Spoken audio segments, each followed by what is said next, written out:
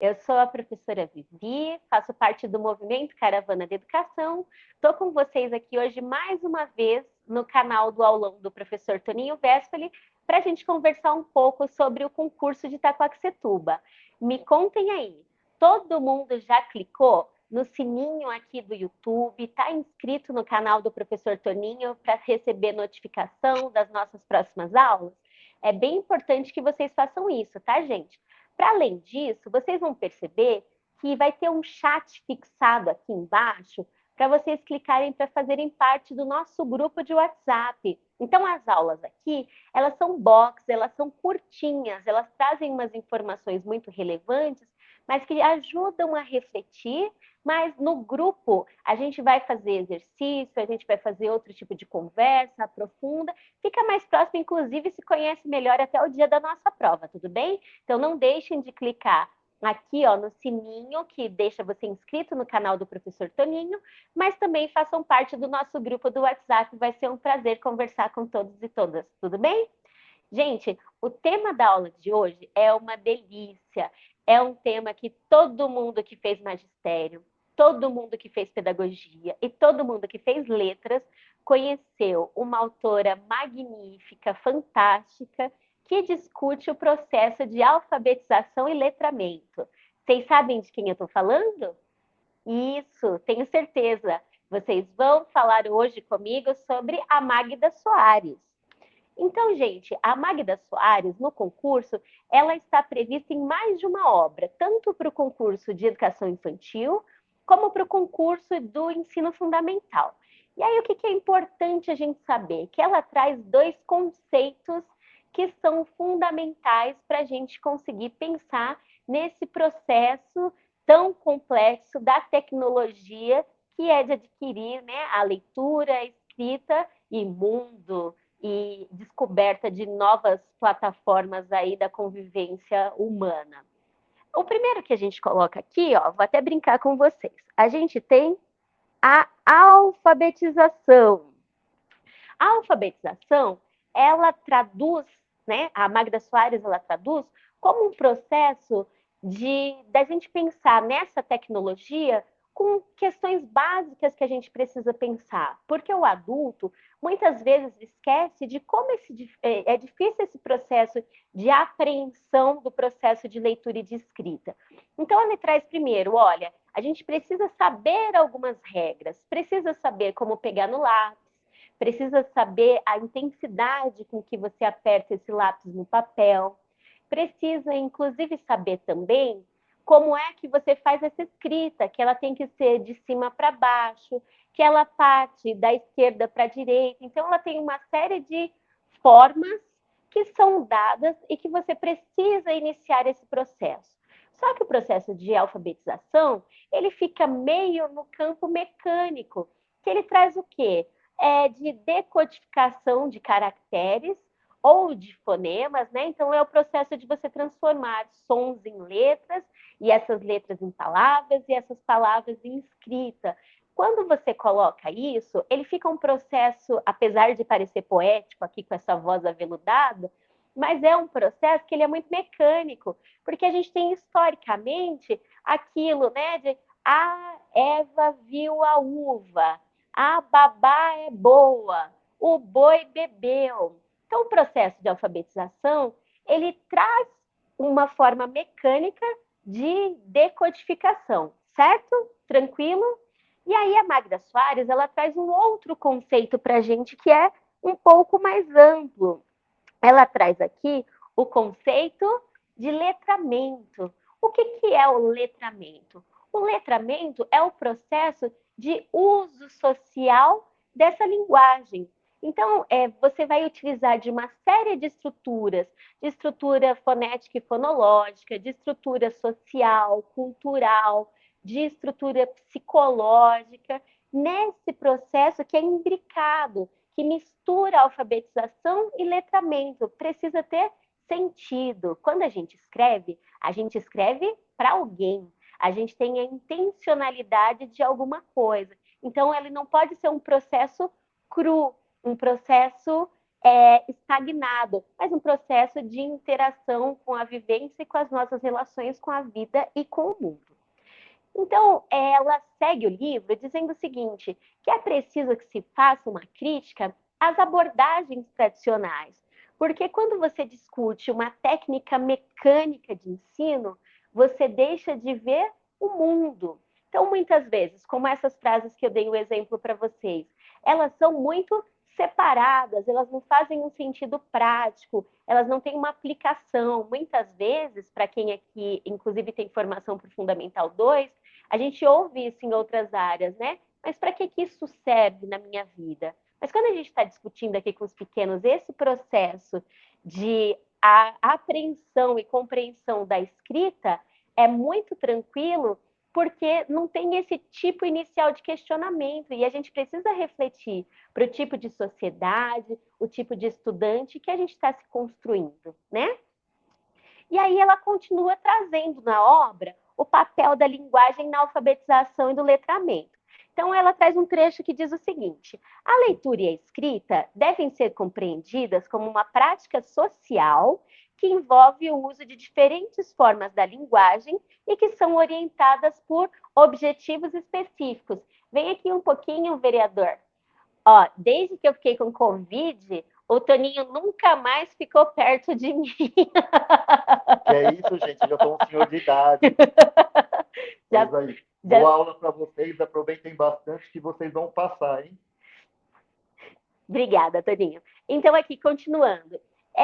Quando a gente percebe a linguagem, ela traz a nossa função social no mundo. E ela tem uma série de partes, ela tem uma forma diferente de interpretação. Então, quando a gente tem o processo de escrita, ela é uma ferramenta para expressar as minhas ideias, mas ela também é um formato de organização do meu pensamento, também é para reflexão. Então, quando a gente está aqui estudando para o nosso concurso, a gente não costuma fazer mapa textual, a gente não costuma fazer fichamento, a gente não costuma fazer resumo, porque o processo de escrita ajuda com que a gente se organize, que a gente destaque as ideias que são principais, o que, que a gente quer dizer, o que, que é supérfluo, o que é mais importante. E aí o processo de leitura, ela precisa também ser abordada de maneira crítica para que os estudantes desenvolvam competências de interpretação que sejam mais profundas, além da simples decodificação. Então, a gente precisa contextualizar, como ela marca várias vezes, socialmente e culturalmente. Ninguém, como já dizia lá, né, o nosso mestre Paulo Freire, ninguém é uma tábula rasa, ninguém é uma folha vazia. A gente precisa partir de um espaço que é seguro, que é de conhecimento da realidade de cada um. Para além disso, o processo de alfabetização e de letramento, ele precisa estar ligado também ao processo de avaliação. E como é que serve esse processo de avaliação? De novo, reforça a ideia que não pode ser para decodificar signos, né? Ele serve para você pensar na capacidade de compreensão e usar a linguagem de forma reflexiva, de forma crítica, tanto na expressão oral quanto na parte escrita. Até por isso, o concurso de vocês vai exigir que vocês produzam aí um texto de aproximadamente 30 linhas, com ideias que às vezes podem ser de autores, às vezes pode estar sendo cobrada em relação a um estudo de caso, mas que vocês tenham a construção para além da questão estrutural, mas também a linha de interpretação, de ideias e de criticidade. E só uma dica para vocês. Quando vocês estão prestando concurso público, não importa a ideia de vocês. Então, assim, não importa a opinião pessoal do Toninho, não importa a opinião pessoal da Vivi, ou da Marina, ou do Igor, ou do Guilherme, seja de quem for. É muito importante que quando vocês estejam expressando, respondendo às questões de vocês, é sempre de acordo com a Magda, segundo a Magda, certo? Então, é muito importante que vocês não percam o eixo de dizerem, ah, não, eu discordo de um ponto, eu vou fazer diferente, porque numa prova de concurso, vocês têm que ter os dados, sabendo que aí a DGRH é uma banca super pragmática, que vai pedir que vocês conheçam a informação, a ideia da autora, tá bom? Então, vão percebendo que as grandes características que elas trazem é de que você precisa trazer essa leitura de forma mais crítica para o mundo e que você não pode fazer um processo simples de alfabetização baseada num processo de decodificação de caracteres, tudo bem? E aí uma crítica que ela faz na obra é em relação à formação dos professores. Ela diz assim, olha, essa formação dos professores, ela precisa ser repensada. A gente precisa entender que o processo cognitivo e social, eles precisam caminhar com a alfabetização e o letramento. Ela, em momento nenhum, não fala sobre uma técnica específica de abordagem, olha, precisa de um método específico porque isso vai alfabetizar e letrar da melhor forma. Não, mas ela traz como uma série de possibilidades, de estratégias, mas sempre sabendo o que se espera por trás, né? Então, você precisa desenvolver as suas práticas pedagógicas de formas eficazes e inovadoras para que todo mundo tenha esse processo junto. Gente, aqui, ó, trouxe para vocês para a gente brincar hoje um mapa textual. Vou ficar aqui pertinho, vocês vão olhar aqui como é que estão todas as minhas imperfeições, mas vocês podem reparar mais aqui, tudo bem? Gente, o que a Magda Soares, então pensando aqui num mapa textual, uma estrutura para a gente pensar melhor sobre a obra, né? Sobre alfabetização e letramento. Você começa a sua abordagem, né, o seu trabalho, a partir de um texto. Então, o texto, ele é o início. Então, lembrem quantas vezes vocês, professoras, vocês, professores, que abrem aquele livro de educação infantil e vão lá passando, né? Vão contando a história, vão passando o dedinho, vão mostrando as imagens, vão fazendo questionamentos e os pequenos estão ali super atentos a partir desse texto. No texto, você tem um processo de leitura. Essa leitura, ela pode ser uma leitura silenciosa, ela pode ser uma leitura feita pela professora, ela pode ser uma leitura feita pelas crianças, né? Então, pode ser uma leitura de imagem, pode trazer a questão da memória também, da criatividade, uma série de coisas. Mas aí você trouxe o processo de leitura. A leitura, ela traz o quê? A compreensão desse texto. Então, a cada vez que você pergunta, olha, e o que o tamanduá estava fazendo? Era amigo de quem? E o sapo? Quem foi para a festa? Quem não foi? Quem foi na viola? Então, a gente vai compreendendo, mas para além da compreensão, ela também gera vocabulário. A criança precisa ser repertoriada, certo? Então, o vocabulário vai crescendo. A partir de quê? De palavras-chave dentro do texto. Então, se eu estou discutindo uma história lá sobre um lobo, eu vou colocar, olha, lobo é uma palavra-chave. O que ele fez? Onde ele estava? Na avó de quem? Em que floresta? Percebem? Quando eu pego o vocabulário e acrescento essa palavra ao repertório dos meus estudantes, eu vou colocar essa palavra discutida em frases. Então, o que esse lobo fez? O lobo é bom? O lobo é mau? Como a gente escreve lobo? E aí a gente começa a pensar, lembra que ela fala que a gente precisa de conhecimentos fonéticos, fonológicos, psicológicos, e de estruturação da escrita? Então, por exemplo, se eu não sou de língua portuguesa, tá, gente? Mas assim, para a gente pensar, eu adulto sei que o fonema que é emitido ali próximo da letra L, né? Aquele som L e o som B, eu posso ter para mim que eu tenho o B como um fonema oclusivo, porque ele traz uma explosão. Eu sei que esse som é bilabial, porque eu vou juntar os meus lábios, vou fazer B. Eu sei que o L é lingodental, que ele vai encostar a linguinha atrás do dente dele.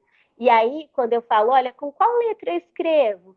Eu vou colocar isso, não precisa colocar o seu conhecimento, que é mais vasto e que você tem uma intencionalidade pedagógica, mas você faz uma série de questionamentos que você sabe onde quer chegar. Como é que começa? Vamos pensar direitinho? Vamos ver quantas partes tem essa palavra? Coloca a mão aqui, ó, embaixo do queixinho. Vamos lá. Lobo. Vamos ler comigo. Meu dedinho é meu ajudante. Vou lendo, vou colocando aqui, para que se perceba que esse processo de compreensão que vem de um texto, que passa por uma leitura, que passa por compreensão e vocabulário ampliado, mas também vem para frases. Então, o meu texto vem para a frase. A minha frase vem para a palavra. A minha palavra, ela se divide em sílabas e fonemas. Isso aqui é todo o meu processo de consciência fonológica e no processo de apreensão e compreensão da escrita. Então, percebem? Um processo que sempre começa a partir de um texto, de um contexto, de uma conversa, de uma história, e que ele vai trazendo para uma parte, por exemplo, gramatical, certo? Para além disso, quando eu já percebo que essas minhas sílabas e esses meus fonemas, eles podem se misturar, se encontrar, que existe a rima, e isso a gente está falando um processo todo anterior à escrita, que olha, poxa, e eles dão risada, e fala assim, eita, peteca parece com cueca, e vão rir, e acham graça, e falam ops, e aí você vai percebendo, olha, então se eu tirar esse K daqui, se eu tirar esse B, esse LO e misturar com outro, olha, eu formo novas palavras.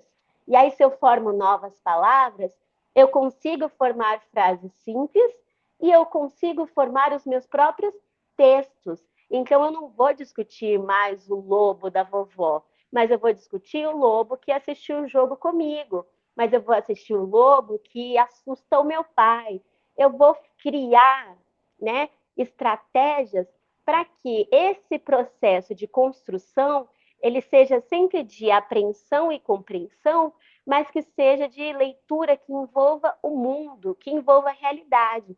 Então, quando vocês estiverem discutindo, não importa qual for a obra da Magna Soares no concurso de vocês vão sempre parar e pensar: olha, eu preciso amplificar, é muito mais complexo, existe uma tecnologia própria, existem coisas que são dadas, como a gente brincou aqui da ordem da escrita, que tem que ser de determinado formato, que tem que uma própria intencionalidade. Isso é técnica que precisa ser aprendida. Mas, para além disso, essa leitura, essa minha escrita, ela precisa fazer sentido na vida, ela precisa fazer sentido crítico no mundo. E aí é a beleza, a mágica, o trabalho de nós que somos profissionais da educação, que é sempre de poder se realizar no outro. Tem coisa mais gratificante do que quando a gente começa a perceber que os nossos pequenos falam: poxa, virar a chavinha. Aí não importa se você está lá pensando, ele está em determinada fase da escrita, ele já passou, ele está silábico com o valor nas vogais, está com o valor sonoro aqui, ele está alfabético, ele está agora só ortográfico. Gente, eles vão arrasar, porque vocês arrasam, porque vocês acreditam, e diferente de qualquer outro profissional, tudo que vocês fazem tem intencionalidade pedagógica. Vocês sabem o porquê estão fazendo, como estão fazendo, e eu tenho certeza que o trabalho de vocês vai mudar a vida de cada um e de cada uma que passarem pelas turmas, tudo bem? Então, agora a gente vai passar rapidinho para alguns exercícios para ver se todo mundo prestou atenção e a gente volta ao debate lá no grupo do WhatsApp, tá bom? Temos algumas questões aqui hoje que estão bem fáceis. Essa primeira aqui, eu já estou pensando que eu me dei um pouco mal, porque eu não anotei as respostas. E ela, vocês vão perceber que é para preencher lacuna, mas vai dar certo. Então, ela começa assim: numere a segunda coluna de acordo com a primeira, identificando-as. Então, o que a gente vai fazer? Esquece ali a parte das alternativas primeiro, a gente vai ver a parte que está entre parênteses, vai lendo e dentro do parêntese a gente coloca o número, tudo bem? Então, ela começa assim: É a ação de alfabetizar. Gente, o que é a ação de alfabetizar? Alfabetizar, alfabetizada, alfabetização, letrada, analfabeta ou letramento. Então, aqui a minha resposta vai ser a ação de alfabetizar é a alfabetização. Então, a minha primeira, eu vou começar com o 3. Quando eu olho aqui nas alternativas, gente, eu já percebo que só tem uma que começa com o 3. Mas vamos fazer até o final para ver se eu estou certa ou se de repente eu comi bola, tá bom? E aí a gente coloca aqui na próxima. Pessoa que não sabe ler e escrever. Ela é analfabeta. Então, aqui o próximo é o número 5. E aí vem de novo. Resultado da ação de letrar-se, tornar-se letrado. É uma pessoa letrada. É essa ou é o letramento? Aí a gente vai ler de novo, ó. É tornar o indivíduo, desculpa, resultado da ação de letrar-se, tornar-se letrado. Ah, fiquei em dúvida, não sei. Então vou para o próximo. Então eu deixo um espacinho aqui e vou para o próximo. É tornar o indivíduo capaz de ler e escrever. O que é capaz de tornar o indivíduo capaz de ler e escrever? Alfabetizar, certo? Então eu vou lá e coloco 1. Depois eu vou lá e coloco assim: pessoa que aprendeu a ler e escrever. Alfabetizada. Então eu vou lá e coloco o número 2. E aqui, pessoa que passa a fazer uso da leitura e escrita, envolve-se nas práticas sociais da leitura e da escrita. Então, essa pessoa é uma pessoa o quê? Uma pessoa letrada, certo? Então, se você tivesse ficado em dúvida aqui você mataria que a alternativa correta é a letra B. Mas, gente, essa aqui ficou muito fácil. Não sei que concurso que fez, mas foi dada essa questão. Se em outros momentos vocês tiverem este formato e vocês perceberem, olha, tem algumas que estão muito parecidas, vocês façam isso, ó, eliminem aquela coluna. Uma das 5 opções, eu tenho certeza absoluta. Você circule esta opção e aí ignore as outras alternativas. Vai vendo o que é que pode ter de distrator, o que pode te induzir ao erro, mas você não fica entre 5, você vai ficar entre 2, tudo bem? Bora lá para a próxima, que eu aposto que não vai ser tão fácil assim. Considerando os estudos de Magda Soares a respeito do processo de alfabetização e letramento, assinale a alternativa correta. Então, aqui, ó, não tem nenhum tipo de pegadinha, não tem, você fala assim, não tem advérbio, não tem nada posto como exceto, in, des, a, não está discutindo intensidade, está te pedindo a alternativa correta, uma pergunta direta. A. Alfabetização e letramento são 2 processos iguais, mas ao mesmo tempo dissociáveis? Então, se é igual, é dissociável? Vamos parar para pensar. Olha a letra B. Alfabetização e letramento são 2 processos diferentes, mas ao mesmo tempo indissociáveis. Percebem que uma alternativa está muito ligada à outra? Fiquem atentos quando tiver isso. Letra C. Alfabetização e letramento não são 2 processos diferentes. E aí a gente lembra da Magda, ela diz, não, são 2 processos diferentes? Sim, eles são indissociáveis, porque eles precisam acontecer ao mesmo tempo em que eu penso em fonema, em grafema, em sílaba, em texto, em palavra, em mundo, eu estou fazendo um processo crítico de aquisição do mundo letrado aí, como se possa dizer, mas ele não é um processo diferente. Quando eu coloco aqui, ó, alfabetização e letramento são 2 processos exatamente iguais? Não. A babá é boa? Não é igual, certo? É outro tipo de contexto histórico, inclusive, e outro tipo de formato de leitura que se espera a partir da decodificação. Também, quando a gente pensa no método fonético, que era lá da década de 70, não pode ser confundido com consciência fonética, né? ela serve para um processo de construção maior de leitura e de escrita. E aí a gente tem a última, a alfabetização e letramento são dois processos iguais que ocorrem sempre conjuntamente. Também não são dois processos iguais. Então a gente ficou ali entre a A e a B, e aí eu já estou vendo que a maioria das pessoas está colocando aqui nos comentários a letra B, porque são dois processos diferentes, mas ao mesmo tempo eles precisam ser indissociáveis, tudo bem? Então, sem medo de errar, alternativa B. Próxima pergunta. Magda Soares define alfabetização e letramento como: A.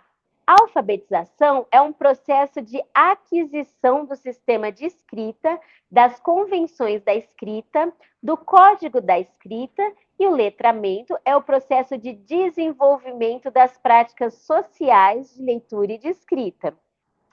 B. Alfabetização é o processo de desenvolvimento das práticas sociais de leitura e escrita. Não. C. Alfabetização é o processo de memorização do sistema alfabético de escrita e letramento é o processo de desenvolvimento das atividades escolares de leitura e escrita. Não. Letra D. A alfabetização é o processo de aquisição do sistema fonético de escrita e letramento é o processo de desenvolvimento das práticas de decodificação da leitura e da escrita. Também não. Letra E. A alfabetização é o processo de aquisição do método silábico de escrita e letramento é o processo de aquisição de letras que compõem o alfabeto. Não! Então, gente, letra A. Alguém errou essa? Ah, espero que não, hein? Magda Soares é tão gostoso de ler, de praticar, de exercitar, que eu tenho certeza que vocês vão arrasar essa autora no concurso. E aí a gente tem aqui mais uma pergunta.